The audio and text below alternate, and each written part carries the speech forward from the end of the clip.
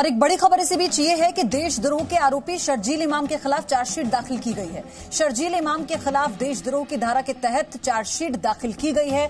ये बड़ी खबर इस वक्त आपको बता दें, देशद्रोह के आरोपी शर्जील इमाम के खिलाफ चार्जशीट दाखिल की गई है। जितेंद्र शर्मा मेरे सहयोगी हमारे साथ जुड़ चुके हैं। जितेंद्र, और क्या डिटेल्स हैं इस पर?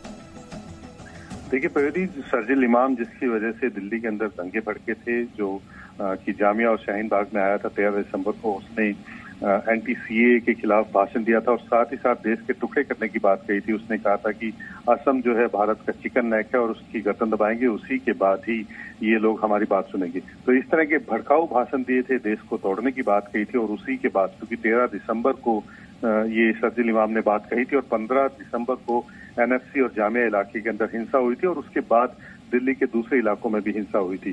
तो उसी को लेकर के बिहार से बाद में दिल्ली पुलिस ने शर्जील इमाम को गिरफ्तार किया था और आज जो है शर्जील इमाम के खिलाफ देशद्रोह और दंगे भड़काने की धाराओं के तहत दिल्ली पुलिस ने, जो क्राइम ब्रांच इस पूरे मामले की जांच कर रही थी, उसने ये चार्जशीट दाखिल की है, जिसमें आरोप लगाए हैं कि शर्जील इमाम ने देश को तोड़ने की बात कही, उसने भड़काऊ भाषण दिए, लोगों को उकसाया और इसी वजह से दिल्ली के अंदर दंगे हुए। तो इन धाराओं के तहत शर्जील इमाम के खिलाफ दिल्ली पुलिस ने चार्जशीट दाखिल की है। जी जितेंद्र, अब चार्जशीट दाखिल करने के बाद आगे का जो प्रोसेस है वो किस तरह से होगा? क्या फिर से पूछताछ हो सकती है शर्जील से?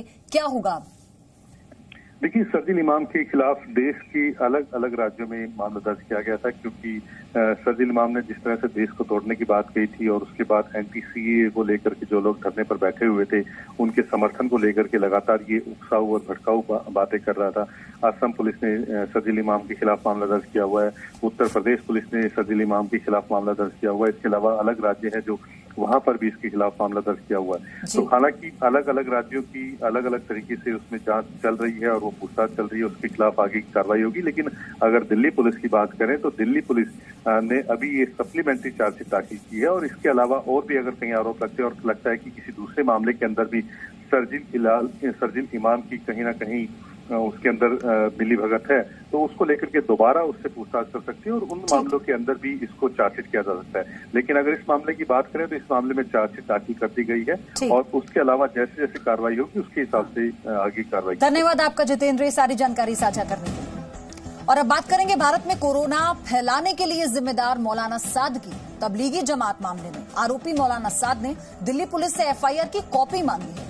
तबलीगी जमात के मुखिया मौलाना साद के खिलाफ प्रवर्तन निदेशालय ने भी केस दर्ज कर लिया है। दिल्ली पुलिस ने मौलाना साद पर गैर इरादतन हत्या का केस भी दर्ज किया है।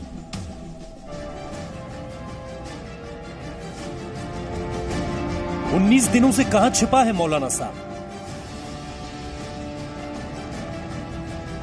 महामारी के मौलाना की गिरफ्तारी कब? संक्रमण फैलाने वाले मौलाना से सावधान। जमातियों के जरिए देश में कोरोना फैलाने के बाद मौलाना साद फरार है, लेकिन पुलिस के शिकंजे से दूर रहना उसके लिए ज्यादा दिनों तक संभव नहीं हो पाएगा।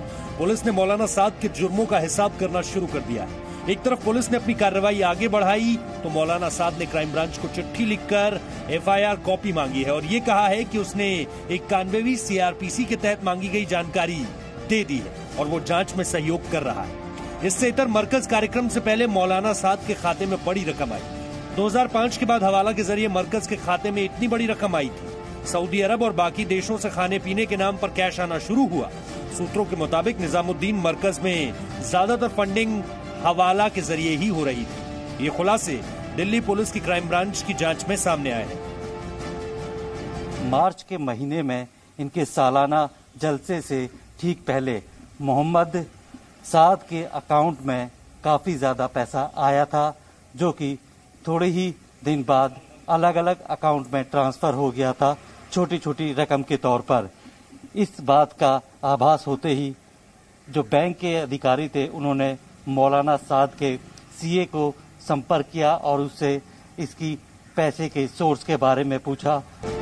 तबलीगी जमात के मुखिया मौलाना साद के खिलाफ अब प्रवर्तन निदेशालय ने भी केस दर्ज कर लिया है। साद के खिलाफ ये केस मनी लॉन्ड्रिंग के आरोप में दर्ज किया गया है। बुधवार को ही दिल्ली पुलिस ने मौलाना साद और जमात के बाकी आरोपियों के खिलाफ गैर इरादतन हत्या का केस दर्ज किया है। इस धारा के तहत कम से कम 10 साल या उम्र कैद तक की सजा का प्रावधान है। इससे पहले मौलाना साद पर महामारी कानून के तहत केस दर्ज किए गए थे। कुल मिलाकर मौलाना साद की मुश्किलें हर ओर से अब बढ़ती ही नजर आ रही है। उसने पुलिस का सहयोग करने की तो बात की है, लेकिन अब तक वो पुलिस से क्यों छिपा था, इसका जवाब अभी भी उसे देना है। ब्यूरो रिपोर्ट, जी मीडिया।